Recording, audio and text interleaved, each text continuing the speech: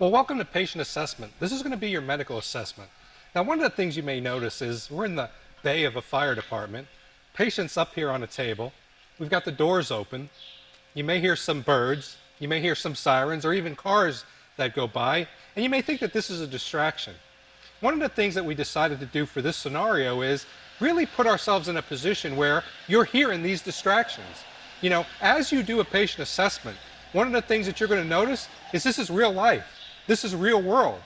You could be in someone's home, or you could be on a highway doing a patient assessment of a motor vehicle accident and cars are zipping by you at 80 miles an hour.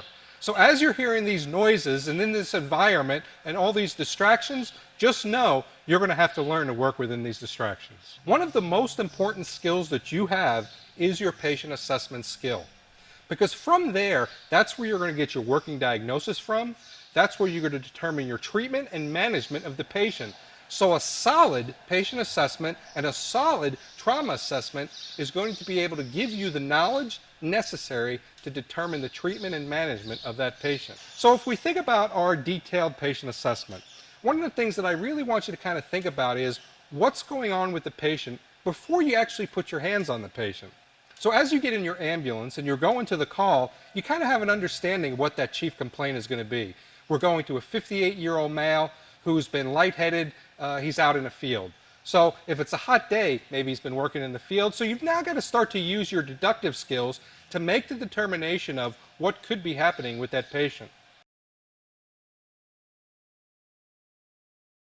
So if we were coming up on a patient, the first thing that we would want to do is we'd want to check the patient's level of consciousness. Where are they? Are they alert? Are they oriented? So you come up and you want to be able to say, hello, my name is Chris, I'm a paramedic, I'm here to take care of you. Remember, it's always good practice to introduce yourself to the patient.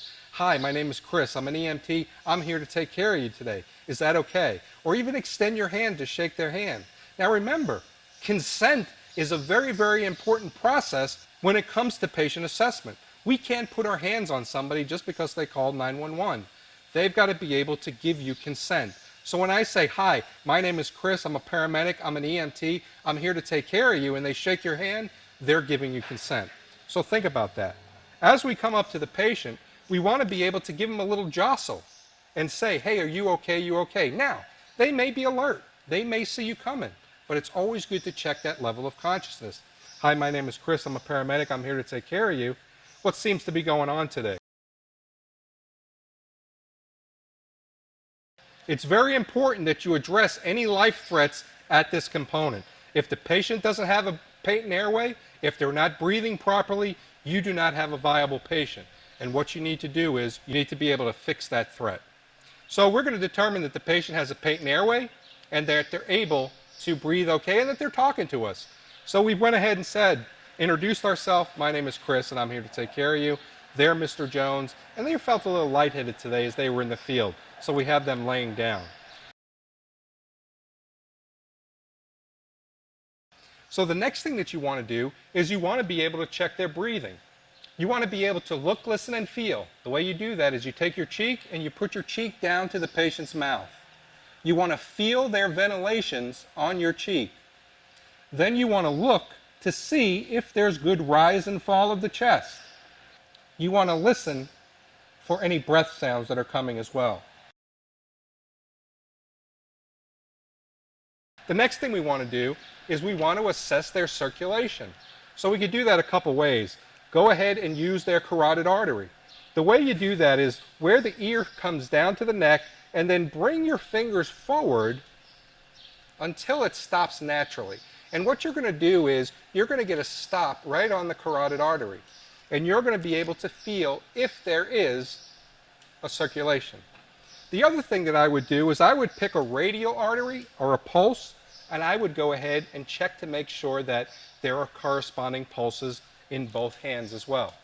One of the things that you're going to learn is that if a patient has a pulse in their radial artery, they're going to have a systolic blood pressure of at least 80 systolic.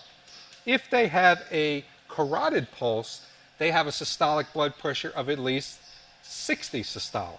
So now as you start to be the ultimate detective of the body, as you check for a pulse, you're going to be able to make the determination of what their blood pressure may be even before you put a blood pressure cuff on them.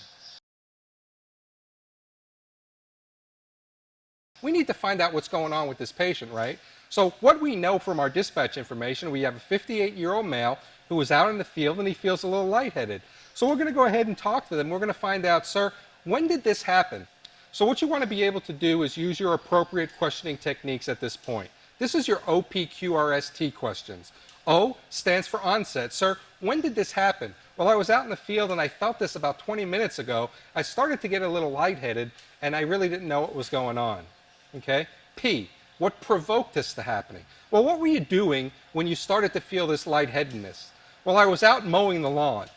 Okay? So onset about 10 to 15 minutes ago, he was out mowing the lawn. That's what provoked it.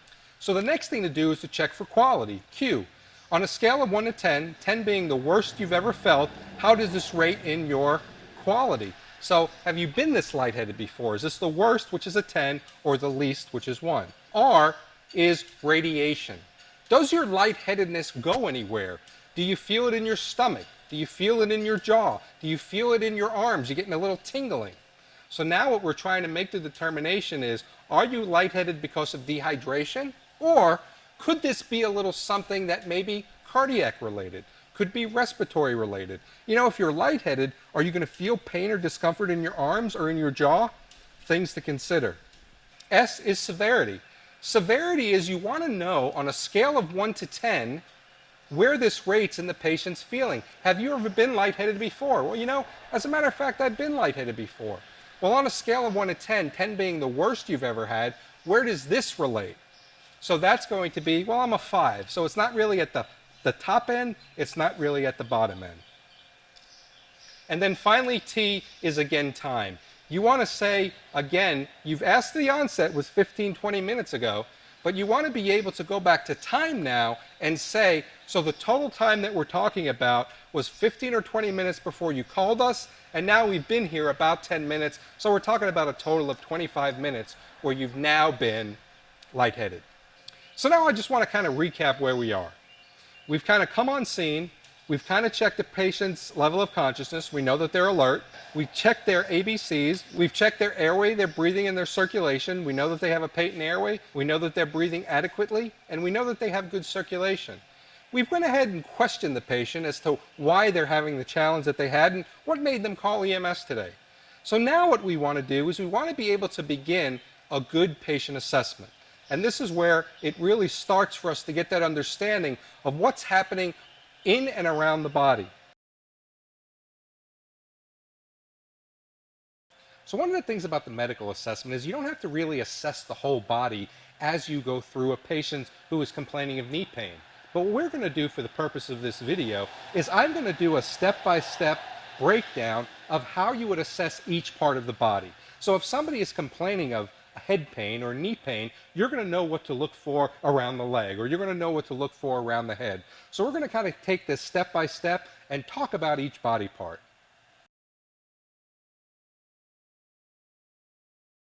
So first off, what I want to be able to do is I want to be able to look around the patient's head.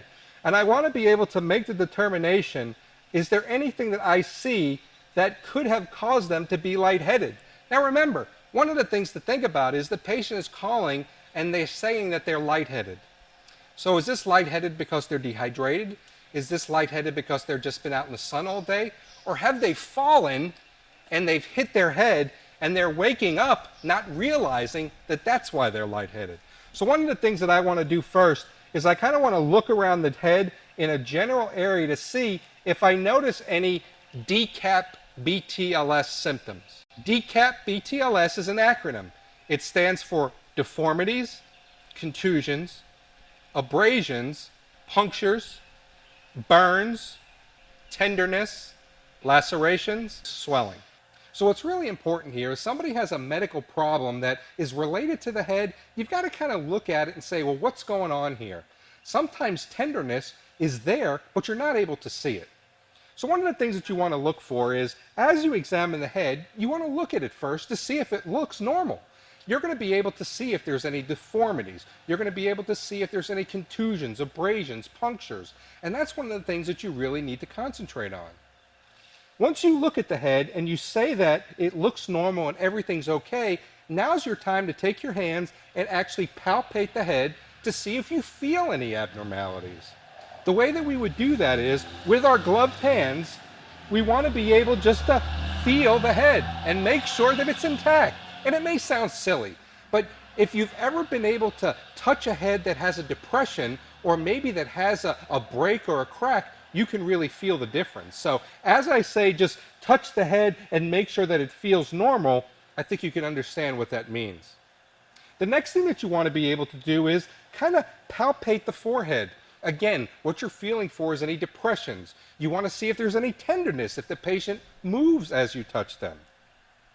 The next thing you want to be able to do is come down to the cheeks. And again, you want to feel for structure. You want to make sure that the patient isn't jumping as you touch their face. But you want to palpate to make sure that everything is intact. You want to be able to look at the eyes. You want to ask the patient to follow your finger to make sure that their eyes move symmetrically. Now, eyes shouldn't move separately. They should move together. And if you see that one is slower than the other, could that be indicative of a head injury? So one of the things that you now want to start to think about is this normal? So you may ask the patient, do you have a lazy eye? Do you have challenges with your eyes? Do you have challenges with your eyes? Have you had any surgeries to your eyes? So now it gives you the opportunity to say, wait a minute, the eyes should be moving together, but they're not. Next thing you want to be able to do is come down and feel the jaw. Make sure that the jaw is intact, you don't feel any movement, you don't feel any deformities, and there's no pain as you touch it and palpate it for the patient. Another big important thing to remember here is you want to be able to check the ears as well. Sometimes there's fluid in the ears or fluid in the nose that you have to be cognizant. You have to be able to recognize that. You know, if somebody is calling you and they're saying, I have a challenge with my head, I'm a little bit lightheaded, or you know, my head hurts or my neck hurts, is it because they've passed out and they don't even know that they've passed out, but now that they've come to? And it may sound silly, but as people are going through their daily routines, they may fall, they may pass out, and then they figured out, why am I on the floor? Well, wait a minute, now my head hurts, maybe I should call 911. There may have been a period of time where they've been unconscious, and it may be that fluid in their ears or the fluid in their nose that has now given you the background to say there may be more here than just a medical complaint. One of the next components of examining the head is to look at the neck. Exactly what I said before of a patient falling and passing out, you want to be able to assess their neck to make sure that there's no tenderness or swelling around the cervical spine. Because this may now go from a medical assessment to a trauma assessment. You know, there was one time where a patient called me and I came to their house because they were feeling a little bit lightheaded. Well, as soon as I got there, they had a scar on their head where as they fell, they hit the counter. And then through the examination of a medical assessment, I found that there was a break in their cervical spine. So now that moved that from a medical assessment to a trauma assessment. Now, one of the things that you want to think about as you're looking at the head and now as you're getting ready to assess the neck, do you see anything that looks different from what a normal neck should look like? And you got to think about the variety of patients that you're seeing. You may see a pediatric patient who's 8 years old. You may see a patient who's 400 pounds and 40 years old. So become now the expert in what body types look like, because as you do that assessment, you want to be able to think what normal should look like for that patient. So we want to be able to look at the neck. We want to be able to make sure that the trachea is midline. It should be straight. And we know that that Adam's apple should be there for men. And we want to be able to make sure there's no jugular vein distension. And right here, you know those big jugular veins that you see? You want to make sure that they're not extended because that could relate to a cardiac issue. Remember, you don't really know what's going on. Someone may be lightheaded, but is it their head that's giving them the problem? Are they dehydrated? Or is it a cardiac issue? Is it a respiratory issue? And now, as you go through this ultimate detective of the body situation, if you see those jugular veins distended, that may lead you in an area to say, wait a minute, this may be cardiac in nature or respiratory in nature. So do I see those jugular veins? And again, now we want to go ahead and palpate and feel the cervical spine to see if we notice any distension. So now let's say we're going to a patient's home that's complaining of shoulder pain. One of the things that we want to be able to do now is assess the shoulder to make sure that it's normal, that there's no deformities, that you can't see any breaks in the shoulder. So one of the things that you want to look at now is you want to be able to look at the shoulder to see how normal it looks. What's really great about the body is that there's kind of two of everything. You have a left shoulder and you have a right shoulder. So before you actually palpate or feel the shoulder, one of the things that you want to be able to do is look at both shoulders. Make sure that they're symmetrical. Make sure that they look the same. Make sure that one doesn't look different than the other. This may be where you ask the patient, now it looks like one of your shoulders, did you break it at one point? Did you have problems with dislocations? They just don't look the same. So what's really great about assessing a body part is you have another one to look at to see if there's a problem with. So one of the things that you want to be able to do is you want to be able to look at the shoulder and think about that anatomy. So you have the trapezius muscle, which is now going to come off the neck, and then you have the shoulder itself, which is now going to go into the arm. So you want to be able to look, make sure that it's symmetrical, make sure that there's no problems, and then you want to go ahead and palpate it. You want to go ahead and feel it to make sure that there are no deformities, that you don't feel any swelling, that there's no tenderness as you touch that, so the patient is able now to say, oh, that hurts right there. One of the other things that you want to be able to do at this point as well is you want to be able to take the patient's hand, support the elbow, and actually kind of rotate the shoulder. Now be very, very cognizant of any pain that the patient may have.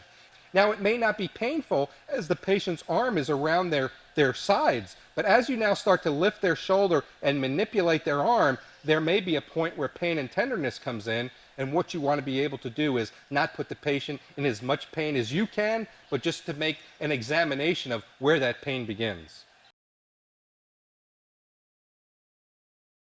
So let's go ahead and think about the chest now. Now the chest has a lot of moving parts. You know, when you talk about the chest, you want to be able to think about the symmetry of the chest. As I'm here and as I breathe, I take a deep breath, my chest kind of raises as one unit. If there was a difference or if there was an imbalance as I took a breath and there was no symmetry, that means that there's something going on. Now the components of the chest isn't just the chest wall itself, but you've got to think about the ribs, because the ribs is really the cage that protects the internal organs. So if someone is complaining of chest discomfort, and we're not talking about chest discomfort from like cardiac injuries, but we're talking about chest discomfort from maybe a muscle pull, could it be that it's a muscle pull between the ribs that's now radiating into the chest? All things you need to ask, and this is where your OPQRST questions come into play. So what you want to be able to do is look at the chest, ask the patients to take some deep breaths, make sure that there's equal rise and fall of the chest, that there's good symmetry in the chest wall. And then what you could always do is you could always take your fingers and kind of make them into a W and put them on the sternum. Now what should happen is as the patient breathes, you should see an equal movement in your thumbs, and then as it goes back to a normal position, you're now able to see that your thumbs are going to close. If you started to see something like this, or something like this, you know that there's no symmetry in the chest, and that's something that you should really be concerned about. This is where you'd also want to listen to breath sounds. Now, breath sounds normally is not an EMT skill, but as you start to develop your experience, it's good to understand what normal breath sounds sound like. So this is where you would take your stethoscope and you would actually listen to the chest wall to hear breathing at a normal pace. And I encourage you, listen to every single patient that you can, from an infant to an elderly person. Now you may not know what the breath is that you're hearing or what that sound is that you're hearing, but you're going to know what normal is, and just listen to your own heart.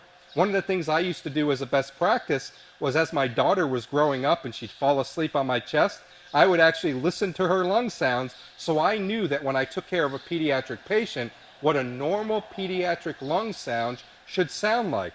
The way you want to be able to do that is with your stethoscope, you want to be able to start off in the upper chest, which is going to be just above the nipple, and ask the patient to take a deep breath. And you should hear a clean breath sound go in. Then you want to go ahead and cross to the other side and get the same thing above the nipple and say, take a deep breath.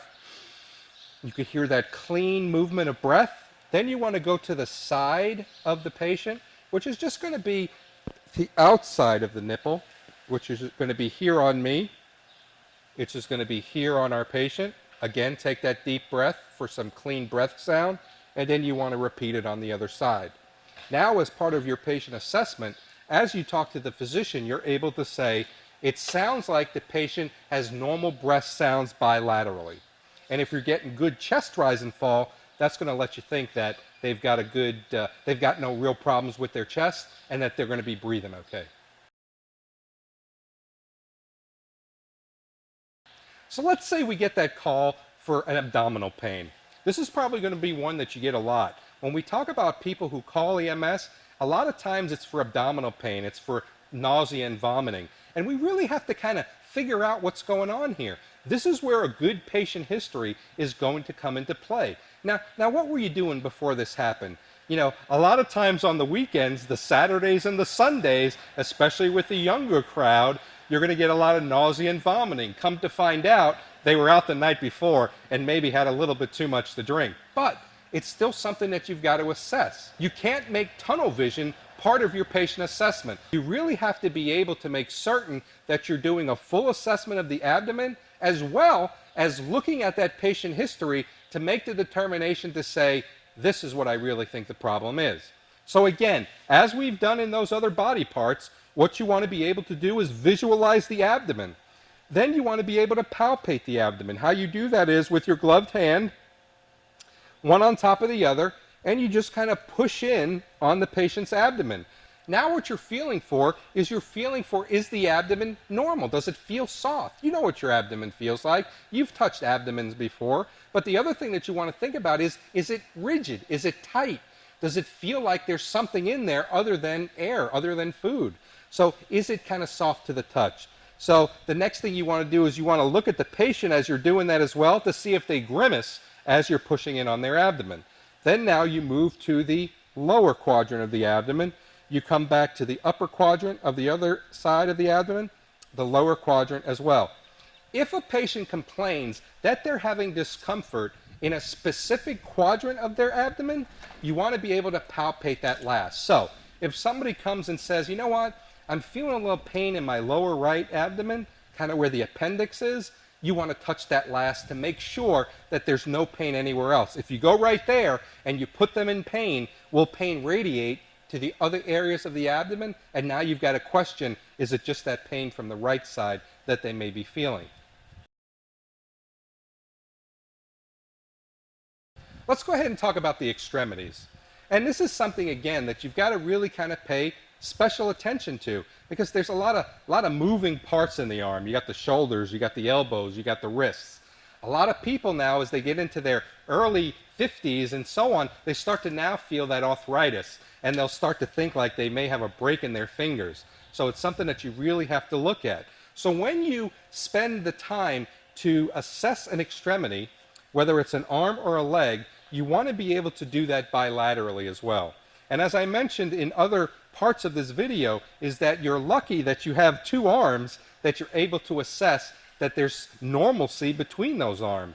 So what you want to be able to do is you want to be able to look at the arm, make sure there's nothing that's out of the ordinary, and then kind of palpate to feel what's going on in there. Again, kind of watch the patient. If they grimace or if they pull away, that's going to be an indication that there could be some pain or discomfort there. Other thing that you want to do, you want to be able to lift the hand, and you kind of want to move the arm at the elbow. Make sure that there's no challenges in there as well. One of the things that I like to do as well is I like to be able to take a radial pulse. And that's on the thumb side of the patient. And you want to make sure that it's a good, strong, bounding pulse. Now remember, if somebody's complaining of arm pain, there really should be no challenges with their pulse. One of the things that I would do here as a best practice as well is I would kind of check the pulse bilaterally. You want to make sure that it's bounding the same on each side.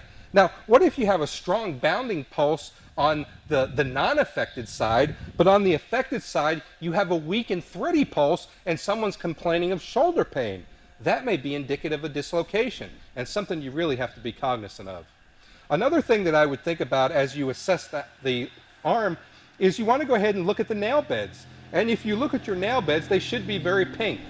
And if you go ahead and press the nail bed, they'll blanch. But then 1, 2, or 3 seconds, you should have that red color back. And that's something that you want to be able to look for and then document in your patient report.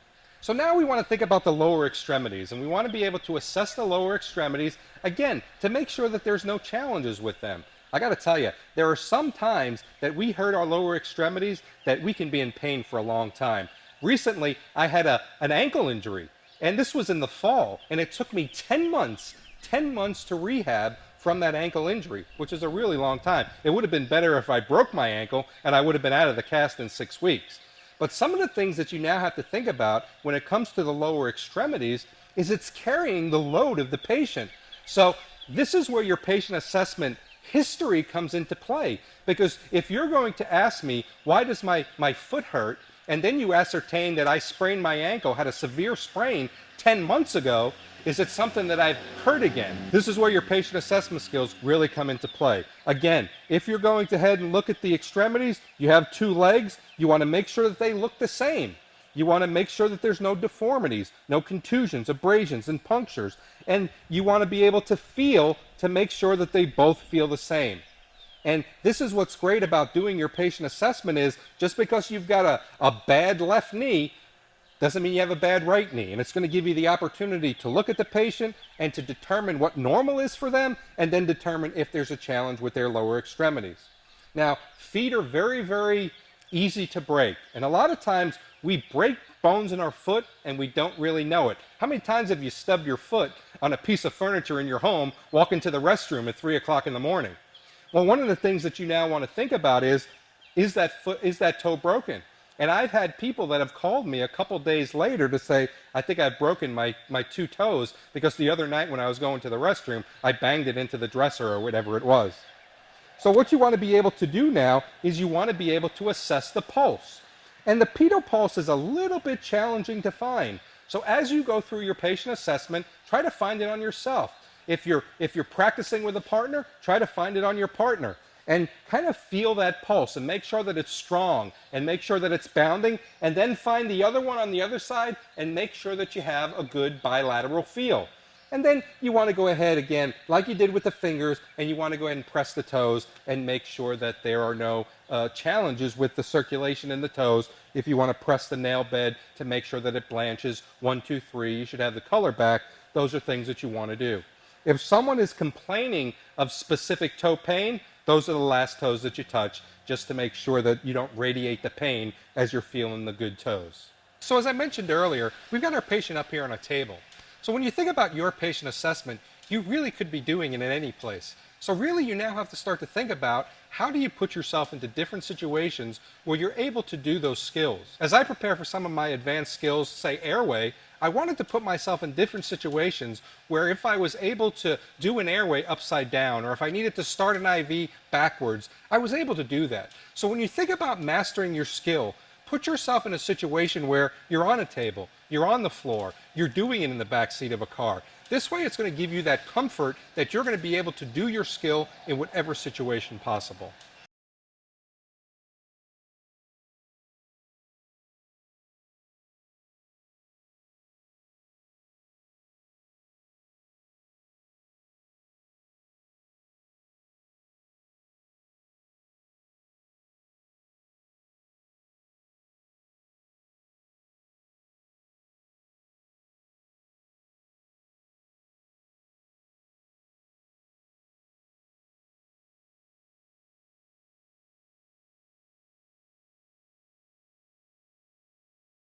Now that you've been through the skill, let's take a look at the critical criteria for this skill.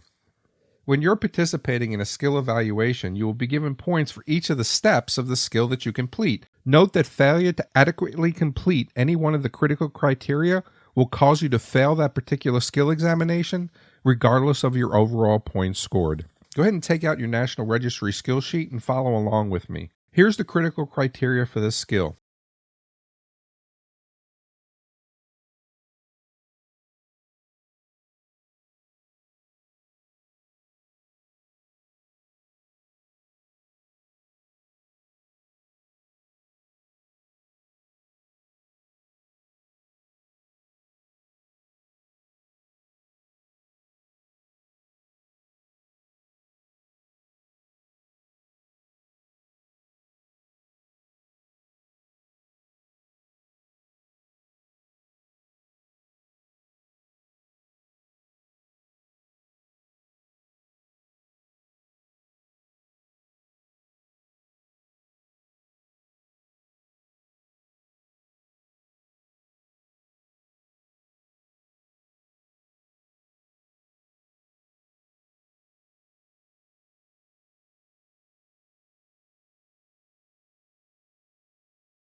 Please remember that this video is intended to help you prepare for the National Registry Psychomotor Skills Examination, and the approach may not exactly match protocols used in a different context. It's important, however, that you memorize each step of the skill in order. This way, you're able to demonstrate the skill to your instructor, preceptor, and evaluator.